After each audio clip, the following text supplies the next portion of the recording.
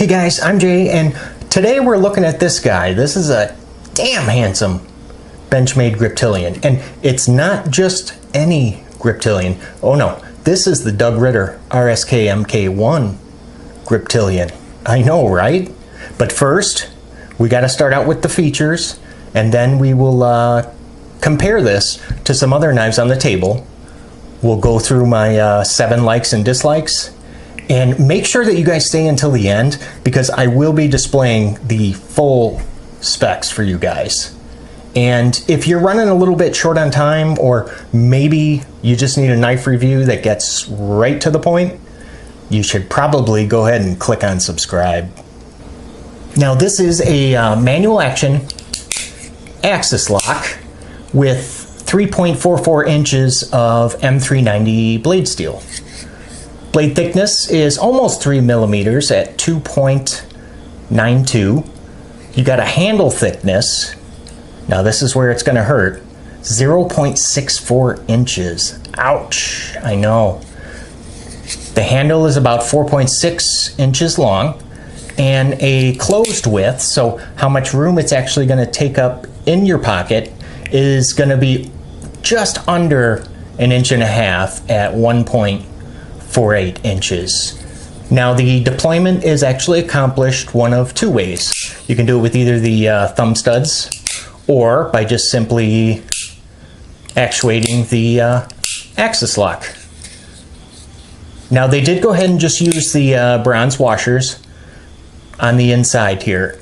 There are a few other variations of this Griptilian, the Doug Ritter RSK MK1. You can also get this in a black handle, or they even make a mini version, and that's got just under about a 3-inch blade. Okay, how about we go ahead and get a weight on this little piggy here. 4 ounces even, which is going to be about the equivalent of 1, 2, 3, 4, 5. Oh yeah, 5 AA batteries. Not bad. Now the RSK MK1 Griptilian is actually going to only set you back about 140 bucks. Not too bad, but there's actually a catch. Of course, right? You can only purchase this through knifeworks.com. It is exclusive to them.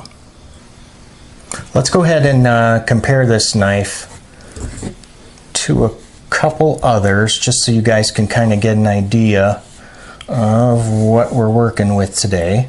The, of course, Spyderco Paramilitary 2, the Cold Steel Code 4, my favorite cold steel knife. How about this little guy? Kershaw Oh So Sweet, and what the heck, one more. The Buck Marksman. Okay, I want to go ahead and quickly run through my list of 7 likes and dislikes, and we're going to start this list out with, well, appearance, which I really like.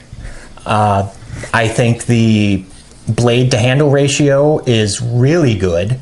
And of course, I love this extremely wide drop point shape. One of my favorites. So that's a big like for me. Second is going to be the ergos. Now, the handle ergos are pretty good. The studs actually on the axis lock, they are a little bit sharp. So if you're like doing this all day long, your thumb will be raw. Now, did you notice the amount of jimping that they used? I mean, of course, there's the little bit here at the top of the handle and onto the blade spine itself. But then there's also some here down towards the butt end, and if we flip it over, there's more right here, and oh, what do you know? More jimping right here. So what is that? 1, 2, 3, 4, 5 areas of jimping. Yeah, I would say that they overdid it just a little bit. Now, the balance for the most part is pretty good, but I do notice that it is trying to lean forward here, so it's maybe just a tad blade heavy, but you know, that would make sense. I mean, this is a pretty much, you know, lightweight handle. Unfortunately, I got to go ahead and give the ergos a dislike. Next is going to be the materials. M390 blade steel, fantastic, one of my favorites. Now, I don't mind the plastic scales too much. Excuse me, not plastic, what am I saying? Noryl GTX, I think is what they call it. Yeah, fancy name for plastic. I don't mind the scales too much, so I really can't give this section a dislike, especially since I love the blade steel so much. So we'll go with a like for materials. Next is going to be the action, which I really, really like. I think the action is just incredible. I mean, watch this. I got to show you guys this. Do you see that? And this is pretty much by accident. I wish I could say like, oh yeah, I made it so it falls shut kind of slow, nice and controlled. Nope, purely by accident. But look at that. Isn't that friggin' awesome? Hold on, let's do it one more time. I really, really love the action. Now, I'm not a big fan. You notice that click? It's just a really loud plasticky kind of click sound. I mean, it's way louder than any other knife that I mean, yeah, this has to be probably the loudest. So yeah, not crazy about that plastic sounding click. And of course, you can shake it open. That just drives me bananas. I know it doesn't bug everyone, but it does me. Not enough to the point where I'm going to give it a dislike, but I just want you to be aware. So yeah, action is going to be a big thumbs up for me. Now, pocket presence. Unfortunately, this is going to be my second gripe. The pocket clip that actually comes with the Griptilian is not a deep ride clip whatsoever. I actually had to go ahead and get this through Benchmade, and even with this deep carry pocket clip on there, there's still, look, like, well, I mean, it's just a little bit, but I mean, it's a deep carry clip.